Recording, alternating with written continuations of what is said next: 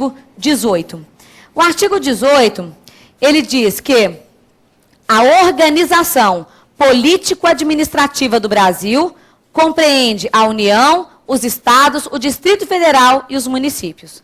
A organização político-administrativa do Brasil, ou em outras palavras, que o Brasil é administrado pela, aí fala, União, pelos estados, Distrito Federal, junto aqui sempre, e municípios. O Brasil é formado pela União de Estados, Distrito Federal e municípios. E o Brasil é administrado pela União, Estados e municípios. Olha que problema sério. Eu consigo perceber que neste artigo 1º, se eu trocar a palavra União por outra palavra, eu consigo manter o mesmo sentido. Por exemplo, o Brasil é formado pela junção de estados e municípios. Dá certo? Dá. O Brasil é formado por aquela reunião, junção de estados e municípios. Então, a palavra união aqui, ó, se eu substituir por outra, pela palavra junção de estados e municípios, eu tenho aquele mesmo significado lá de formar um espaço geográfico. Agora, o Brasil é administrado pela, se eu trocar aqui por junção mais estados e mais municípios, aí perde completamente o significado. Aqui, ó, quando a gente usa união com letra maiúscula, nós estamos nos referindo não à ideia de Brasil ou de conjunto de estados e municípios, mas nos referindo à ideia de governo federal, de administração pública federal. É como se eu dissesse, nós temos como estruturas administrativas no país o governo federal, o governo estadual e o governo municipal, não é assim? Só que eu não vou usar a palavra governo, não, para a gente não viciar a nossa linguagem. Mas podemos colocar aqui, em vez de união, a ideia de administração pública federal. União é a mesma coisa que administração. Eu vou abreviar. AP, administração pública. AP, federal.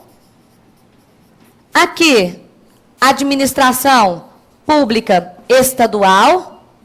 É claro que a do Distrito Federal se chama do Distrito Federal, né? O distrital. Estadual. E dos municípios, administração pública municipal. Mas a gente não usa esse nome, né?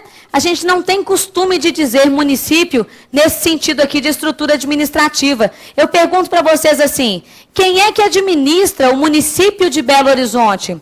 A gente costuma dizer, olha, quem administra o município de Belo Horizonte é o prefeito ou a prefeitura. Dificilmente você vai escutar alguém dizendo, o município de Belo Horizonte administra o município de Belo Horizonte. E essa é a linguagem que a gente devia usar. A gente devia dizer que existe uma estrutura chamada município, que vai cuidar da administração do espaço local chamado município. Existe uma estrutura chamada Estado, para administrar os assuntos relativos ao espaço geográfico Estado. E existe uma estrutura chamada União, que administra o espaço geográfico Brasil como um todo. Ah, professora, complicou demais, já desisti desse curso. Quando é que eu pego a taxa de volta? Olha, muito fácil. Se você encontra lá a seguinte frase, o município de Belo Horizonte, e eu estou dizendo nesse sentido, o município de Belo Horizonte ganhou praças novas. Eu consigo imaginar, quem conhece Belo Horizonte, é claro, né, que a gente tem um pessoal, às vezes, de bem mais longe, não vai conhecer BH, mas você consegue imaginar a Avenida do Contorno, a Praça 7, o engarrafamentozinho ali na Afonso Pena, essa hora, com o Amazonas, né? Você consegue visualizar esse espaço geográfico. Se tem praças novas, você vai imaginar uma praça a mais ali naquele espaço geográfico. Agora, se eu uso a frase, e agora usando aqui, o município de Belo Horizonte ganhou uma ação na justiça, não é diferente? O município ganhou uma ação na justiça. Eu estou falando agora da prefeitura, só que a gente não pode usar esse nome. Então, nas provas de vocês, né, no conteúdo de apostila e tudo mais, mas especialmente na prova de auditor, vocês vão encontrar lá, o município fez alguma coisa. Então, não é para pensar no espaço geográfico. Eu preciso pensar na estrutura que é composta pelo prefeito, mais a Secretaria Municipal de Planejamento, Secretaria Municipal de Agricultura, Secretaria Municipal daquilo outro, ok? Quando eu digo assim, o estado de Minas Gerais tem montanhas, É espaço geográfico. Mas se eu digo, o Estado de Minas Gerais abriu concurso público, eu estou falando de estrutura administrativa, tá? A gente não se refere a Brasil com a palavra União com letra minúscula. É muito raro isso acontecer. Você, eu moro na União. Você fala, eu moro no Brasil, né? Brasil, sim, essa ideia de espaço geográfico, com essa diversidade toda, esses estados que a gente tem. Mas se eu digo União com letra maiúscula, eu estou me referindo à estrutura formada pela Presidência da República, mais os ministérios, mais as secretarias ligadas a eles, alguma, de repente, entidade ligada à administração federal, ok? Então, sempre nas provas de vocês, as palavras União, Estado e Município têm que ser pensadas nesse sentido de poder público, de administração pública, e não no sentido de espaço geográfico. Por que esta minha preocupação? É que mesmo a gente sabendo disso, não, a professora falou uma coisa tão óbvia, mesmo a gente sabendo disso, às vezes a gente faz interpretações errôneas por essa interpretação da ideia de espaço geográfico. Querem ver? Eu digo para vocês assim, a Lei 8.112 estabelece o Estatuto dos Servidores Públicos da União. A Lei 8.112 estabelece, vai trazer as normas, né, os direitos e deveres dos servidores da União.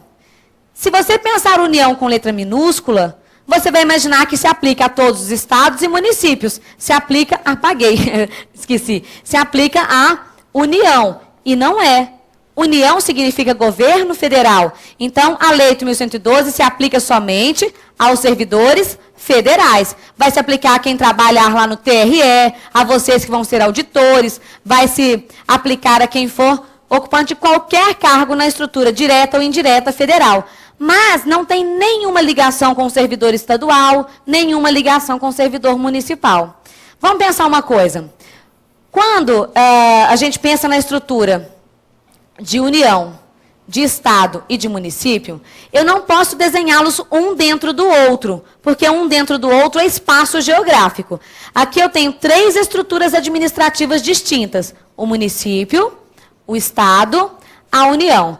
Cada um deles tem competências e atribuições específicas, separadas uns dos outros. Na Constituição, a gente já está fazendo a leitura agora detalhada dela, o artigo 30 ia dizer assim: compete ao município, ou seja, são atribuições do governo municipal, cuidar dos assuntos de interesse local. Qualquer assunto de interesse local é competência do governo municipal. Aí eu encontro lá, são atribuições do governo federal, ou em outras palavras, como vem na Constituição, compete à União emitir moeda, cuidar da fronteira nacional, assuntos que um Estado e um município não podem nem chegar perto. Imagina se a gente tivesse emissão de moeda municipal, como é que ia ser estranho, né? Para a gente ter que lidar. Passou de Belo Horizonte para Contagem, muda de moeda. Então, não, isso é federal. Tá. E o Estado? O Estado tem na Constituição uma competência chamada de residual. Tudo aquilo que não for competência nem do município e nem do Estado, da União, é competência do governo estadual. Então, tem lá, só quem pode cuidar de assuntos de interesse local, o município. Só quem pode emitir moeda, cuidar da fronteira nacional, dentre outras coisas que estão listadas no artigo 21, é a União. O que não é competência nem de um e nem de outro, é competência do Estado. Por exemplo, a Polícia Civil, ou seja, a Polícia de Investigação, ela não consta nem na relação de atribuições específicas do governo federal e nem está compreendida dentro do conceito de interesse local. Então, ficou para o Estado, tá? E por assim vai. Bom, mas para o município cuidar de um assunto de interesse local, por exemplo, cuidar da coleta do lixo urbano, da lei de uso e ocupação, onde é que a gente pode construir prédio, onde é que vai ser casa, esse crescimento urbano, para cuidar, por exemplo, de onde vai ser estacionamento rotativo, onde é que pode estacionar mais tempo, para cuidar desses assuntos de interesse local, o que o município vai ter que fazer? Ele terá que legislar sobre esses assuntos. Nós vamos ter lei municipal para cuidar dos assuntos de competência do município, lei municipal. Bom, o Estado também, quando for cuidar lá das questões sobre vou pôr abreviado aqui, sobre as questões da Polícia Civil, ou outras que sejam de interesse estadual, terá também que editar lei. Então, nós temos lá a Assembleia Legislativa, tivemos concurso agora recente, lei estadual também vai ter que existir. E também tem as atribuições, que são competência lá do governo federal, que também vai ter que ter lei federal. E a minha pergunta é, dessas leis que nós temos aqui, lei municipal, estadual e federal, qual delas tem maior vigência? Alguma delas é hierarquicamente superior às outras? Eu nem preciso escutar a resposta, porque eu tenho certeza que vão pensar assim, a lei federal, alguns vão pensar, tem mais importância que as outras. Mas não. Todo poder emana de quem? Do povo. As leis são feitas por cada um de nós. Seja uma lei municipal, uma lei estadual, uma lei federal, nós primeiro escolhemos nossos representantes, né? Queridíssimos representantes, temos que lembrar que sempre são pessoas tão honestas, probas, né, gente? Todos os dias tem notícia disso na televisão. Mas então você tem lá o vereador, o deputado estadual, o deputado federal e o senador, que são os nossos representantes. Então não tem isso de vigência de uma lei ser melhor do que a outra, hierarquia. Todas as leis têm a mesma força de vigência. Ô, professora, mas tem uma coisa errada aí, porque eu já ouvi falar que quando um município não consegue cuidar, por exemplo, da questão de segurança pública, vem o Estado e pode intervir na administração municipal. Ele pode intervir não porque o governador seja hierarquicamente superior a um prefeito. Ele pode intervir porque nós, povo, escrevemos na Constituição da República que quando um desses entes não der conta do serviço, um outro terá que assumir. Então, não é por hierarquia de município, Estado e União que existe essa forma de intervenção, tá? Professora, e as leis que se aplicam para todo o espaço, para todo o nosso território nacional? Nós vamos diferenciar para a sala de aula uma linguagem que vai ser assim. O Congresso Nacional, ele edita leis, que a gente vai chamar de lei nacional, e edita normas que a gente vai chamar de leis federais. A gente vai chamar de lei federal aquela lei que se aplicar à estrutura do governo federal. Então, por exemplo, a lei que cria uma autarquia federal se aplica só à União, né? Como governo federal, a lei 8.112, que eu dei exemplo aqui agora, Estatuto dos Servidores Federais, a lei de contratação temporária, que é a lei 8.745, tudo é uma legislações federais. Agora, não tem o Código Penal, o Código de Defesa do Consumidor, não tem o Código Tributário, o Código Civil? Essas normas são normas nacionais. Elas são votadas pelo povo no sentido de abrangerem todo o território nacional. Aí sim, leis nacionais, tá? Mas uma lei federal, no sentido estrito de organização do governo federal, servidores públicos do governo federal, órgãos e entidades do governo federal, ela tem vigência para a União. E não tem para os estados, nem tem para os municípios. O governo federal colocou lá como hipótese de contratação temporária o recenseador do IBGE. Ah, então agora no município e no estado também é obrigatório isso. Não. Ele tem uma legislação que se aplica ao governo federal e não afeta nem como norma geral os municípios e os estados. Ok? Então, já temos aqui como concluir. Primeiro, que União, Estado e município são estruturas administrativas desvinculadas umas das outras, são autônomas. Cada uma vai ter que legislar para cuidar das suas competências e essa legislação não está hierarquicamente colocada. É claro que existe uma hierarquia de normas, mas não de lei para lei. Você tem uma hierarquia que vai trabalhar com que a Constituição da República é a norma maior, não pode ser contrariada em hipótese alguma. Abaixo dela, aí sim a gente viria com a lei ordinária, lei complementar de cada um desses entes. Abaixo das leis, os decretos regulamentares. E abaixo deles, a gente encontraria, sim, os outros atos administrativos. Ato administrativo é a manifestação de vontade da administração. Quando ela nomeia, demite, licita a aquisição de um bem, ela está praticando o ato administrativo, tá? Eu vou apagar essa informação e vou começar a falar um pouquinho sobre Estado nesse sentido de administração pública. Hoje,